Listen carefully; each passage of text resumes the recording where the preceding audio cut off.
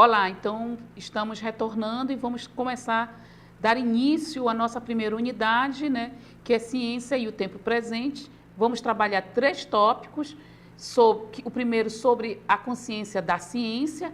Esse é um tópico de extrema importância para a nossa reflexão, porque ele visa uma reflexão acerca da ciência e daquilo que ela produziu na humanidade, né? Tanto do lado bom quanto do lado mal.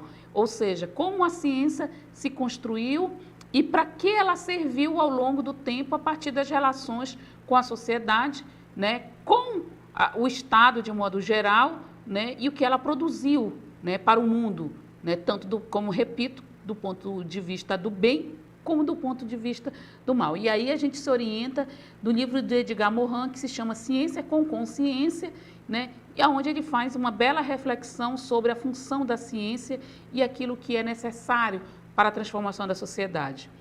Aí a gente tem o tópico Ciência e Sociedade, Complexidade, Transdisciplinaridade e os desafios da educação do tempo presente. Nós trouxemos, para a gente iniciar a nossa conversa, um filme que foi muito criticado, que se chama Quem Somos Nós?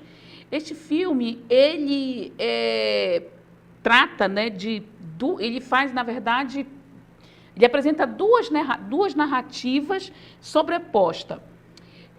Uma é constituída de depoimentos de diferentes profissionais do campo da ciência e da religião, e a outra é composta por um enredo simples que tem função ilustrativa dos argumentos apresentados nos depoimentos. Então o filme ele analisa como expressões e experimentações de conhecimento são validadas pela ciência e também pela religião. Na verdade, o filme Quem Somos Nós, ele busca um diálogo entre ciência e religião, mais precisamente.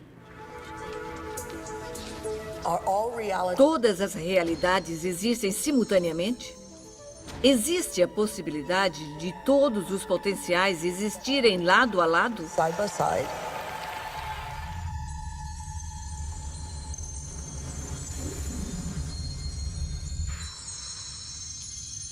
Dr. Quântico visita Planolândia.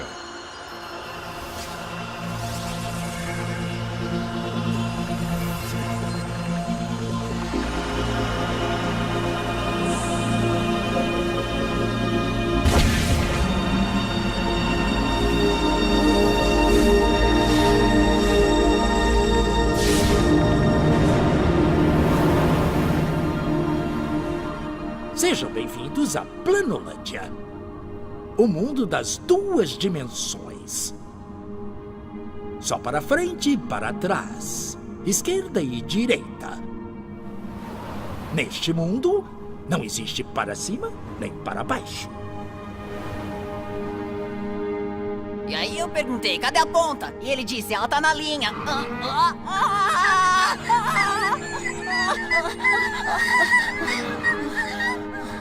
Neste mundo, os 2 seres dimensionais que vivem aqui não têm o conceito de objetos tridimensionais.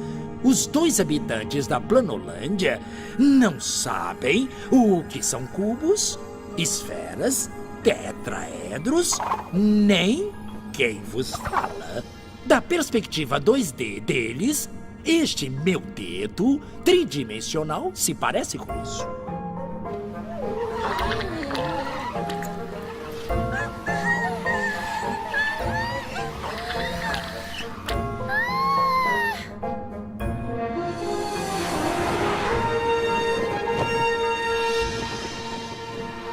Olá, pequeno círculo. Medo do desconhecido? Ou seria medo do que ainda não é conhecido? É um quebra-cabeças. Se virmos só o que conhecemos, como é que alguém vai ver alguma coisa nova? O desconhecido? Como é que vamos conseguir sair da nossa caixa? Olá, pequeno círculo. Não tenha medo. Quem falou? Onde você tá? Esta é a parte mais difícil de explicar. Eu estou em outra dimensão, outro espaço. Estou acima de você. Nunca diga essa palavra. Mas que palavra? A palavra com A. Acima?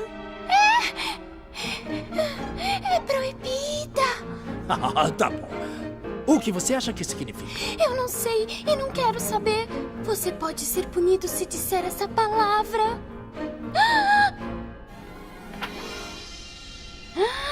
Você é um fantasma? Oh, eu espero que não. Eu só tenho uma perspectiva diferente da sua. Posso ver as coisas de um jeito que você não pode. Ah, é? Tipo o quê? Bem, vamos lá. Você tem um cofre escondido na despensa. E lá dentro, você tem 12 moedas, um testamento e um passaporte. Como você sabia? Você é o quê? Você é um deus? Bom, não mais que você. Olha, já que estou acima de você... Na terceira dimensão, eu posso ver dentro das coisas no seu mundo. Terceira dimensão? Você é um fantasma louco. Só existem duas. Olha. Se eu tivesse que tocar a parte de dentro da sua barriga, como eu faria isso? Ah, você teria que cortar a minha pele, senão é impossível.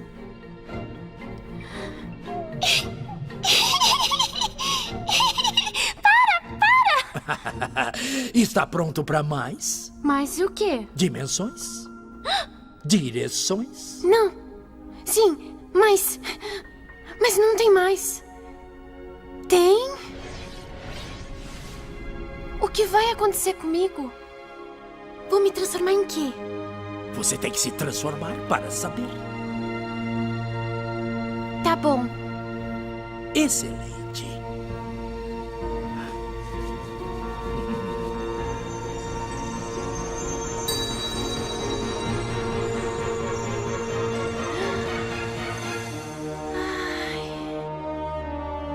Eu não sabia.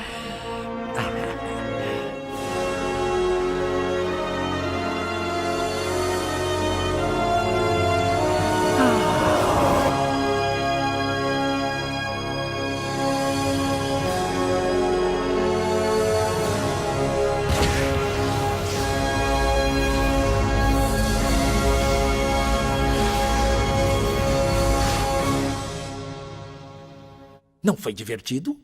O que nos deixa com mais medo é o que mais nos instiga.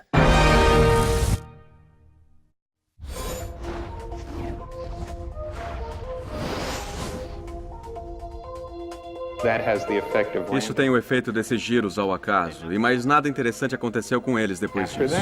Okay. Good. É fácil fazer vocês rirem. It's an easy way to get a laugh here. Então não pode pedir as opiniões deles. Sabe o que vão te falar? Você está agindo diferente. Eu preferia você do outro jeito, e esse é um grande sinal de que está mudando. Você pode editar isso?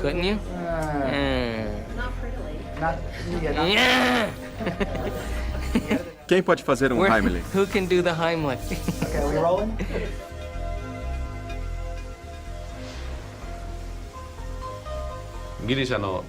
O filósofo grego Tales falava de como os espíritos podem se materializar através da água. E eu acredito que, para o mundo ter paz, precisamos encontrar água que esteja em paz. Eu estudei física quântica. Eu escrevi livros sobre isso, explicando o significado da física quântica. Depois do meu PhD em Harvard, eu fui para o Laboratório Europeu de Pesquisas de Partículas, mas sou mais conhecido pelo descobrimento do agora famoso N igual a 1 supersimétrico SU5 na teoria do campo unificado. Não pensem que a comunidade científica é científica.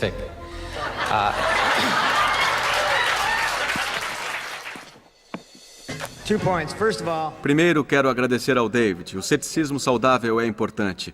Uma alegação extraordinária necessita uma prova extraordinária. O problema é as pessoas defenderem a aproximação convencional da consciência. Cérebro igual a mente igual a computador. Se comportam como se tivéssemos provas e não temos. They've got proof and we don't. And they got... Okay, the party line. Which formed the neural nets in the first... Que é o que forma a rede neural em primeiro lugar? Que é o quê? A mente. O que é a mente? A mente... Obrigado. Isso se chama intervenção divina. From above. Caiu do céu, mas tem pés de barro. But he has feet of clay. Me envolvi com isso por causa do meu testemunho. Start over. Okay. Tudo bem, começa de novo. I can go back and fix that. Okay. Okay. Meu nome é Lynne Taggart, sou autora do livro chamado O Campo. Field. I'm Dr. Daniel. Sou o Dr. Daniel Monte, sou físico treinado em psiquiatria e em comportamento humano. Estou em tempo integral na Jefferson Medical College. Jefferson Medical College. I've heard some people say... Já ouvi dizerem que a consciência é uma propriedade maravilhosa no universo que tem uma predileção pelo cérebro humano. Se esse é o caso, a consciência pesa 1,5 kg e parece um pouco com uma couve-flor cinza. É hora do show. Tell you a little about Vou falar um pouco de mim. light is blinking. A luz está piscando de novo. Sempre acontece quando vou falar. Weird things happen. Okay. All right, well. Look, when I hold Esquisitices acontecem. Quando o seguro acende, o que será que quer dizer? Acho que Deus queria que nos maybe conhecêssemos. God wants me to meet you. Actually, we did this Já fiz isso numa conferência. Perguntamos quantas pessoas sentiam Deus. 80% responderam. Então eu disse, entre vocês, quem é muito cético em relação a alegações não convencionais? Quantos de vocês, agora dos 30% do público, não acreditam em nada disso? E quantos de vocês tiveram esperanças de que a sensação de Deus era verdadeira? 80%. 80%. So, when people are Quando as pessoas são céticas em relação a coisas banais, é compreensível, porque tem todo tipo de loucura por aí. Mas quando levamos o fenômeno para o laboratório e você exclui as maneiras comuns de se entender, encontramos um componente but they psíquico. do have a psychic component. Agora estamos filmando grandes pensadores mesmo. Todo mundo aqui é um grande pensador. Eu fiz eles pensarem. Isso sempre é um desafio. trick, isn't it? Pode responder? You probably have more to say about this. No. Me desculpe. Sorry about that. O que a síndrome de múltiplas personalidades tem a dizer sobre o estado da consciência e o que o fez querer se tornar físico aos 50 anos? Okay, well, I guess Tenho múltiplas personalidades. disorder. I actually wanted Eu quis ser físico com 4 anos, acredite se quiser. believe it or not. As we become more and more Quando começamos a ter cada vez mais o autocontrole, vamos manifestar as qualidades desses níveis mais profundos da toca do deeper coelho. levels down the rabbit hole. And so we become Então podemos influenciar as coisas de milhares de quilômetros de thousands of distância. miles away. Se começamos a olhar para tudo isso, a única saída é que existe uma presença inteligente. Existe um tipo de alguém sem propensão, ou Deus, se quiser chamar assim. O primeiro tópico que iniciamos depois do filme é sobre a consciência da ciência. Em tempos de crise, o que o mundo sugere, para que nós refletimos, sobre, afinal de contas, o que nós esperamos das nossas vidas, em que mundo nós queremos viver, e qual futuro nos espera, que futuro que nós queremos, Então, eu penso que isso é um ponto importante para pensar sobre a ciência, de modo geral, e entender que a ciência ela passa por diferentes momentos históricos e que esses momentos históricos nós chamamos aqui de passagem paradigmática numa perspectiva de Thomas Kuhn, que são os momentos de que um paradigma passa, muda e a gente vai vivendo paradigmas, outros paradigmas. Então, a ciência ela é circunscrita em um contexto sócio-histórico, econômico, político, cultural e ecológico, mas ela é, sobretudo, ela é orientada pela ética, no cuidado que temos que ter com a vida, com o homem, com a natureza e com a terra-pátria, E isso é muito importante, eu trago isso, porque assim, a gente precisa compreender que a ciência moderna, ela nasce sobre o paradigma da disjunção, ela nasce sobre o paradigma da fragmentação, ela nasce sobre um paradigma em que tem como método a divisão, E aí a gente lembra aí o método cartesiano, que é um método que reduziu o todo às partes, né? E que diz que para se compreender as partes, o todo é preciso de dividi-lo em partes. E isso gerou uma super especialização. Diferentes disciplinas surgiram a partir desta compreensão da ciência que se fragmenta e que se hiperespecializa em diferentes disciplinas. O que é importante? Como é que isso afeta a vida da escola? De que maneira nós podemos pensar os acontecimentos científicos, as experiências da ciência de um modo geral, a partir da escola? Como é que isso alcança a escola? Como é que isso alcança a sociedade? Como é que isso alcança o mundo? É preciso pensar assim, que se por um lado a ciência do século XVII, essa que surge, né, com seu método, né, com as suas teorias, com seus conceitos, essa que se fundamenta na fragmentação, que reduz o conhecimento às partes, que simplesmente separa o sujeito do objeto, a natureza da cultura, o homem é da natureza, o sagrado do profano, né? Quer dizer, a gente começa a perceber que essa ciência, ela provocou, sim, um desenvolvimento enorme na sociedade, e a gente vê aí a aliança que ela teve com a tecnologia, como que a ciência provocou mudanças tecnológicas no mundo. A gente tem aí as grandes máquinas, a industrialização. Essa industrialização vai também atingir, né, a questão mesmo do meio ambiente, vai mudar inclusive o modo de alimentação dos homens e de mulheres, né, por conta de melhorias absurdas no campo da produção de alimento, né, que é, no caso, a questão dos agrotóxicos, que vai provocar a superprodução para garantir, né, a alimentação de todos. No caso, o avião, as tecnologias, né, elas atingem vários campos da sociedade de modo geral, atingem as universidades que, de modo geral, vão produzir a ciência, e aí é necessário que a gente faça essa articulação e essa conexão entre essa ciência que se tecnologiza e, ao mesmo tempo, se demoniza. E eu digo por quê? Porque, simplesmente, a ciência, ela está no âmago, sim, da sociedade. E, embora bastante distinta dessa sociedade, ela é inseparável dela. Significa dizer que todas as ciências, incluindo as ciências físicas e biológicas, ciências ditas duras, elas são ciências sociais. Mas nós não podemos esquecer que tudo aquilo que é antropossocial tem uma origem em um enraizamento e em um componente biofísico. Então, a ciência, ela está enraizada, né, no mundo biofísico, na natureza e também na cultura. E aí o que a gente percebe? Que a ciência, ela chega num determinado momento de desenvolvimento e que ela vai favorecer a dominação de países sobre outros países, de poderes sobre populações minoritárias. Então, o que a gente vê? O que essa ciência provoca no mundo? Essa ciência que fragmenta, essa ciência que separa, né?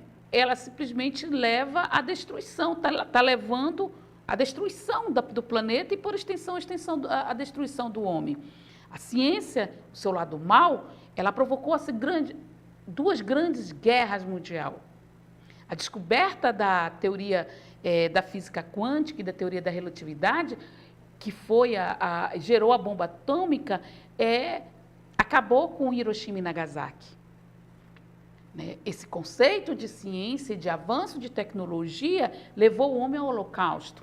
Esse é o lado mal da ciência. A produção exagerada de alimentos, por si só, não garantiu o fim da fome e da miséria. Então, a universidade e a ciência, enquanto instituições que têm como função social melhorar a vida da sociedade, ela não tem cumprindo com essa função, ela não vem cumprindo. As duas instituições encontram-se extremamente distantes da sociedade, extremamente distante dos homens e de mulheres. E aí é importante a reflexão em torno de um repensar paradigmático sobre as ciências. Como que nós podemos fugir deste cenário de mudanças, né, que vivemos por conta de uma ciência que fragmenta, de uma ciência disjuntiva, de uma ciência que provocou todos esses males e que, ao mesmo tempo, não se pode negar, levou um avanço tecnológico enorme da sociedade. A gente vê melhoria, descobertas relacionadas às grandes doenças como câncer, tuberculose, pneumonia, doenças das mais diversas origens têm sido resolvida com antibióticos, como a penicilina, né? Então, o que a gente percebe?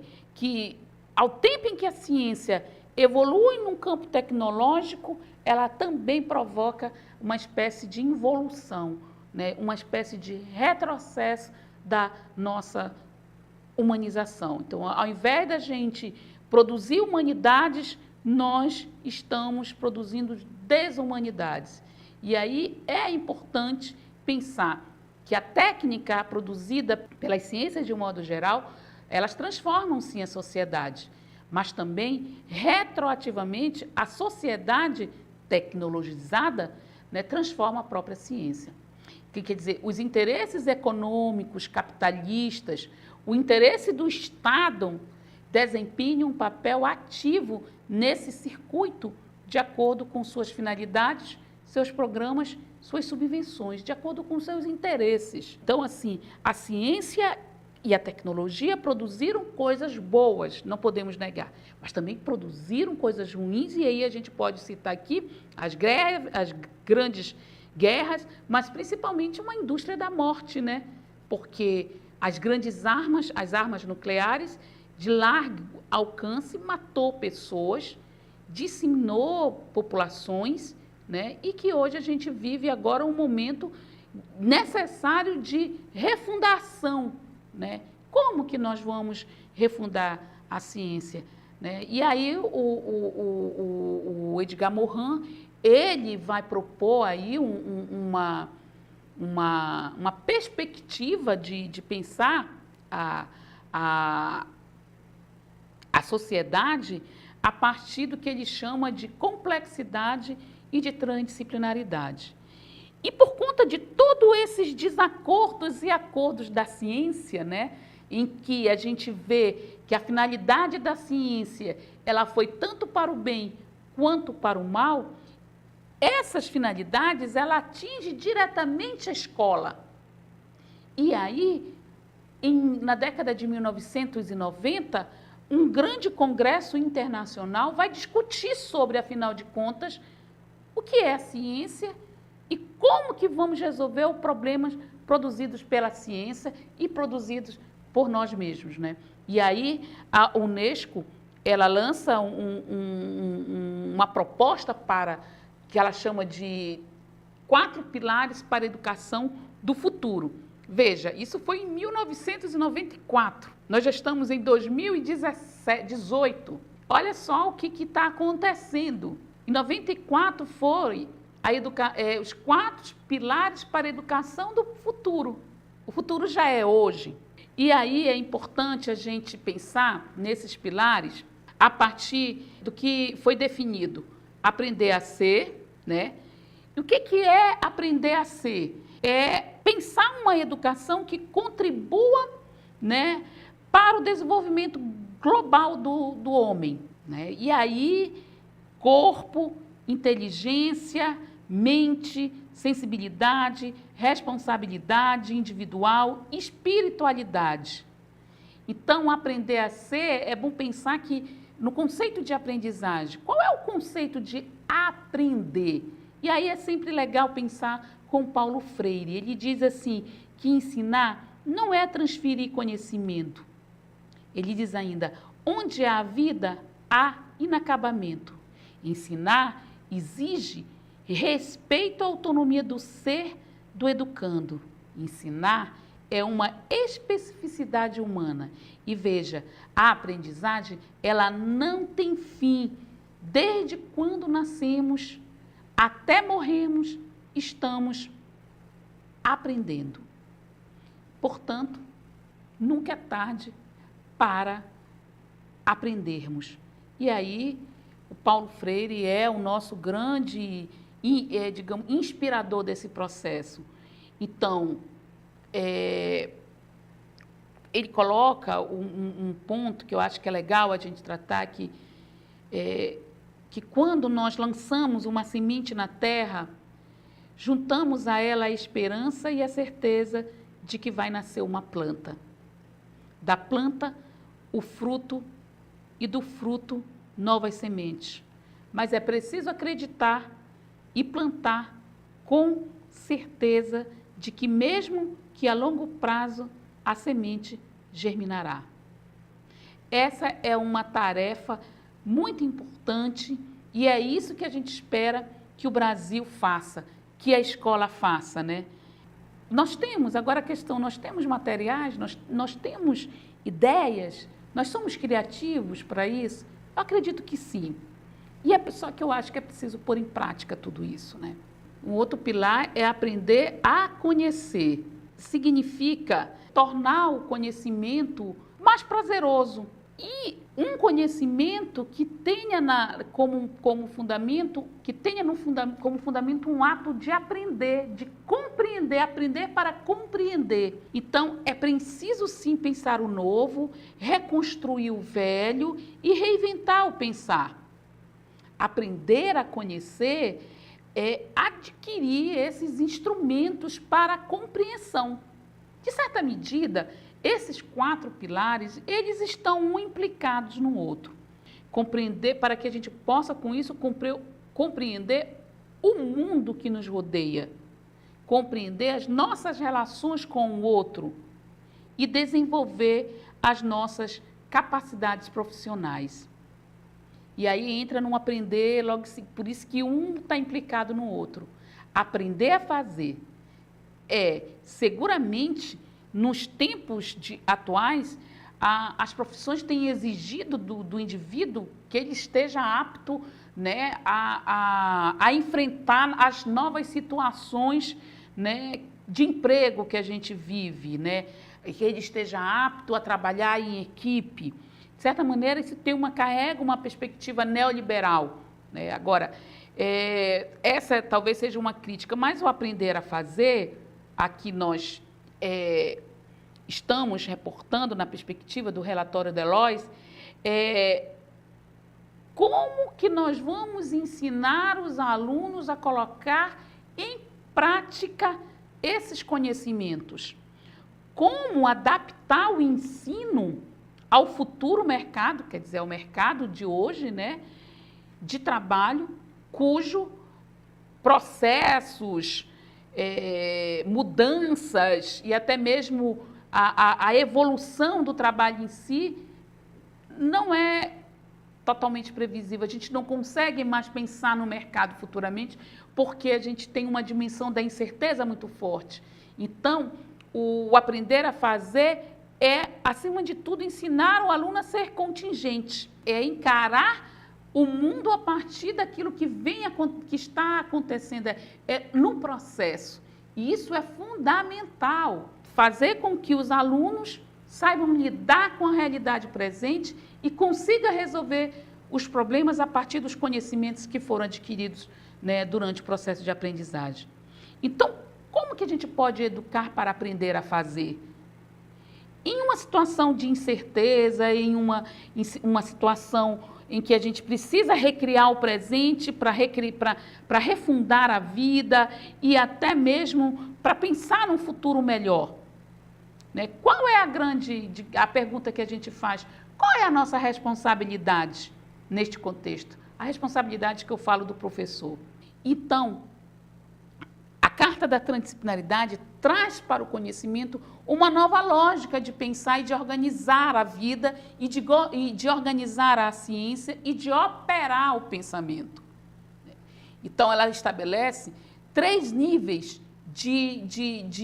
três pilares de compreensão deste fazer, que ela chama os 3 pilares da transdisciplinaridade, que é o reconhecimento que a realidade possui níveis diferentes de realidade, que não existe um mundo unidimensional, que o mundo ele é multidimensional, ou seja, que há diferentes níveis de realidade, e se há diferentes níveis de realidade, há diferentes níveis de compreensão, né? E de aprendizagem também. Aquilo que eu digo aqui para vocês está sendo compreendido de maneira diferente por todos que estão aí. Cada escola que está me assistindo aí,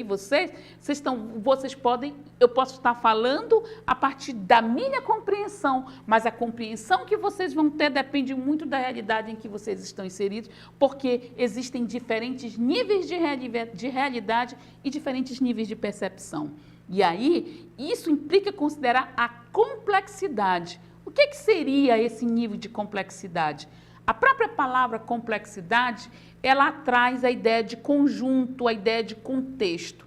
A complexidade, ela diz, no sentido latim do termo, a palavra de origem latim, que vai dizer aquilo que é tecido juntos. E por ser aquilo que é tecido juntos, a complexidade exige um pensar contexto. Não dá para a gente pensar as coisas isoladamente. É preciso considerar os diferentes níveis de realidade e de percepção. Não dá para separar o sujeito do objeto. Não dá para separar a ciência dos cidadãos. Não dá para separar os cidadãos da democracia. É preciso que as coisas estejam encarada de maneira conjunta, porque elas são, de fato, tecidas juntas, elas estão implicadas. E aí uma nova lógica rege essa compreensão da realidade. Uma lógica que foge da lógica binária, do modelo do bem, do mal, uma lógica que separa, mas sim uma lógica que vai trabalhar numa perspectiva de ligação, de dialogia, que é a lógica do terceiro incluído. O que é a lógica do terceiro incluído? É a lógica da conciliação, né? Então, aquela lógica binária que separa o certo do errado, o falso do verdadeiro, ela não cabe mais nos tempos presentes. Hoje, o mundo exige a compreensão da diversidade. Nós somos, ao mesmo tempo, natureza e cultura. Somos 100% biológico e 100% cultura. Não dá para separar corpo e mente. Então, a lógica do terceiro incluído é a lógica da conciliação. Não é mais isso ou isso, não é ser ou não ser, é ser e ser, ser e não ser ao mesmo tempo. É compreender que nós somos ao mesmo tempo professores, neste momento cursistas, neste momento pais, filhos, netos, quer dizer, avós. Nós somos produtos e ao mesmo tempo produtores. Essa ideia da lógica do terceiro incluído é a ideia da recursividade, de um sistema que é autopoético. O que é autopoético? É um sistema que a realidade ela produz e, ao mesmo tempo, ela é produzida. É essa a perspectiva da Carta da Transdisciplinaridade. Vai estar também na plataforma AVA, vocês podem acessar a qualquer momento e ler e discutir com vocês aí em cada escola, que é uma grande perspectiva de pensar a educação nos tempos contemporâneos. E ela foi pensada em 1994. O amanhã é hoje, olha só. Então, a gente passa agora a pensar nos 7 saberes para a educação do presente, né? Quer dizer, a gente entra num processo, o Edgar Morin, ele lança esses 7 saberes. E é preciso contextualizar isso, que é diante da crise do conhecimento mesmo, da crise da ciência, da crise dos valores que a gente tratou um pouco, que levou às grandes guerras, que levou à bomba atômica, que levou à violência, que continuamos com ondas de violência enormes no mundo de hoje, com o neofascismo, com o neonazismo que estão aí, com violência contra as mulheres, violência contra índios, contra negros, enfim. A gente continua assumindo comportamentos bárbaros, né? E é preciso, nesse momento, que a gente consiga romper e criar uma nova humanidade para nós mesmos, né? Nós nunca fomos humanos, mas também nunca chegamos a ser tão desumanos como estamos sendo hoje. Então, o Morin, ele trabalha os 7 saberes para a educação do presente. Imagina que ele lançou esse livro na década de 2000. Aliás, na década de 1990, os 7 saberes necessários para a educação do futuro.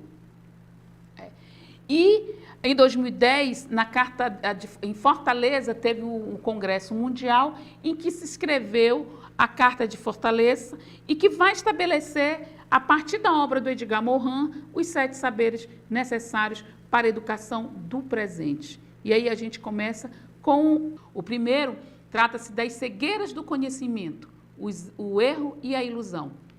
E aí, segundo Morin, o conhecimento deve preparar o indivíduo para enfrentar os riscos e as situações da vida diária com sabedoria e discernimento. Para tal, é necessário que a educação desenvolva as características cerebrais, mentais e culturais para não induzirem ao erro ou ilusão. Então, assim, a ideia de um mundo fragmentado, de um mundo dissociado da vida cotidiana, a ciência se dá conta que foi um erro, que foi uma ilusão, que, na verdade, as coisas elas são tecidas juntas, né? Que não existem verdades absolutas, que vivemos em tempos incertos e que o conhecimento, ele deve entender o erro não como algo negativo ou como algo ruim, mas como algo de conteúdos, de aprendizagens e que pode levar a nós transformar o mundo, né, a partir dos erros que a gente consegue compreender e com isso dar ao mundo um espaço para um viver melhor, mais digno e mais solidário.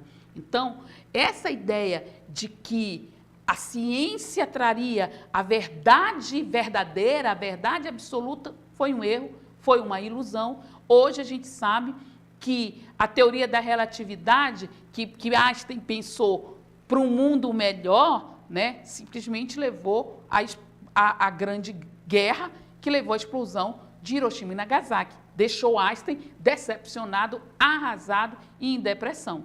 Então, a ideia de que a ciência provocaria o bem-estar foi uma ilusão. Então, é preciso que a gente reflita sobre isso. A ideia de que a verdade da ciência é a verdade absoluta também é uma ilusão. A gente começa a perceber que há outras verdades que precisam ser incorporadas na nossa forma de estar e de viver no mundo. E aí a gente vai para o segundo pilar, né? O segundo saber, que são os princípios do conhecimento pertinente. Então, é primordial que nós, educadores, apresentemos aos nossos alunos as realidades em que nós estamos inseridos, sejam locais, sejam elas globais ao mesmo tempo, mas que elas sejam capazes de ser contextualizadas, né, em relação ao mundo. Isso porque os acontecimentos e os conhecimentos fragmentados dificultaram o entendimento e o conhecimento global. A ideia de pensar separado nos levou à não compreensão do mundo à nossa volta. A ideia de pensar separado levou a gente a um isolamento. Então, é preciso que a gente faça estabelecimento entre o mundo local, o mundo que vivemos e o mundo do outro, que é o mundo global. Que esse mundo eles encontram entrelaçados, que o que nós fazemos aqui vai interferir em um outro espaço-tempo e que esse outro espaço-tempo é constituído por sujeitos e que, portanto, esses sujeitos sofrerão a ação desse mundo que a gente vive localmente. Então, não há separação entre o global e o local. Os princípios do conhecimento pertinente exigem que a gente aprenda a pensar em termos contextuais. Não dá mais para achar que a Amazônia não interfere no mundo global e nem que as decisões globais não interferem na Amazônia. Pelo contrário, hoje nós já compreendemos que, do ponto de vista dos princípios das pertinências, relações entre ciência, conhecimento e produção, tudo encontra-se afetado. Então, o que nos leva a pensar num terceiro saber, que é ensinar a condição humana. Então, o Morin chama que o ser humano é uma unidade complexa. O que é um ser complexo? É um ser que é, ao mesmo tempo, físico, biológico, psíquico, cultural, social e histórico. Então, assim, as disciplinas escolares, elas devem integrar os conteúdos promovendo o desenvolvimento do ser humano na sua totalidade. Então, não dá para pensar as ciências naturais pensando só na natureza, não considerando o homem como natureza. E não dá para pensar na cultura como se a cultura fosse separada das ciências da natureza. Na verdade, natureza e cultura encontram-se entrelaçadas e implicadas. Ensinar a condição humana implica considerar as diferentes culturas, as diferentes formas de viver e de estar no mundo. De certa maneira, é educar para tolerância. Tolerância à diferença. A condição humana, uma condição humana nata é a diferença. Nós não somos iguais, nós somos diferentes, nós somos igualmente humanos e diferentemente somos humanos nos campos culturais, nos campos sociais, nos campos da própria natureza, devido à própria relação que nós estabelecemos com o mundo em que vivemos. E isso implica considerar a natureza, isso implica considerar a cultura, isso implica considerar os diferentes contextos em que nós estamos inseridos.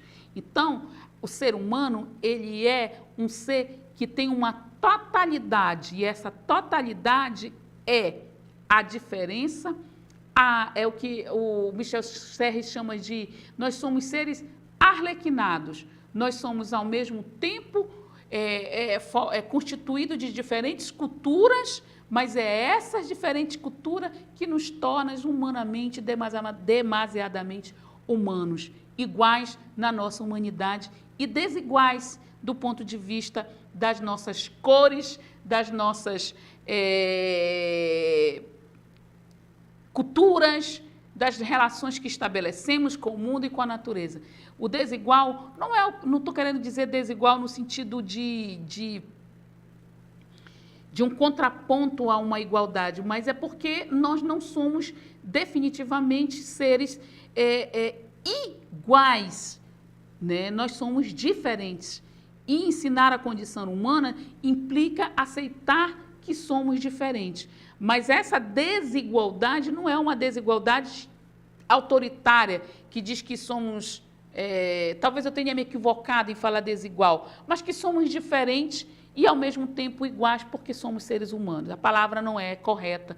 Desigual me veio, mas assim, no sentido de perceber que há, sim, diferenças, né, entre nós e, ao mesmo tempo, essas diferenças é que nos tornam iguais, né, e que possibilita um mundo mais humano. Então, ensinar a condição humana é ensinar que somos diferentes e que vivemos em culturas e espaço-tempos diferentes. E aí a gente vai para o 4 saber, que Morin define como ensinar a identidade terrena. Isso significa que nós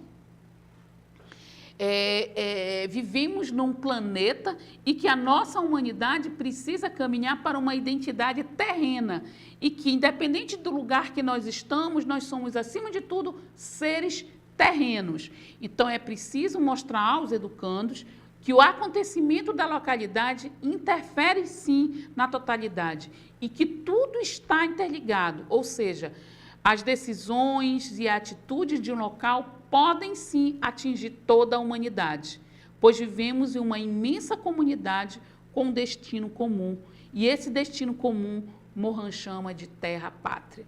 Ensinar a nossa identidade terrena é compreender que nós somos cidadãos da terra e que esta terra precisa de respeito, de cuidado, né? E que nós somos responsáveis por estar nela. Por isso, precisamos cuidar dela. E aí a gente vai para o quinto saber, que é enfrentar as incertezas. O conhecimento, a ciência, de um modo geral, ela provocou o avanço, sim, como eu falei, das tecnologias, né? Ela veio com a ideia de uma verdade absoluta, e essa verdade absoluta, ela encontrou-se as limitações disso, né? Ninguém previu que a descoberta da bomba atômica iria levar à destruição de Hiroshima e Nagasaki, né? Então, não dá mais para a gente encarar o mundo a partir de certezas, né? Amanhã vai ser assim, amanhã ninguém sabe mais o que vai ser do amanhã, né? Então, é preciso saber lidar com as incertezas, com as limitações, com os imprevistos, né? E com as novidades que surgem a cada dia. Então, a escola, ela deve preparar os alunos para que eles sejam capazes de enfrentar esses desafios, o inesperado. É preciso fortalecer as suas estruturas mentais, né? E assim eles consigam, os alunos, resolver seus problemas de modo construtivo, baseado efetivamente numa reflexão às situações anteriores. Então, enfrentar as incertezas é um construto de toda a educação escolar. Precisamos caminhar para saber enfrentar o mundo que virá, sermos contingentes. E aí a gente vai para o nosso sexto saber, né, que é ensinar a compreensão.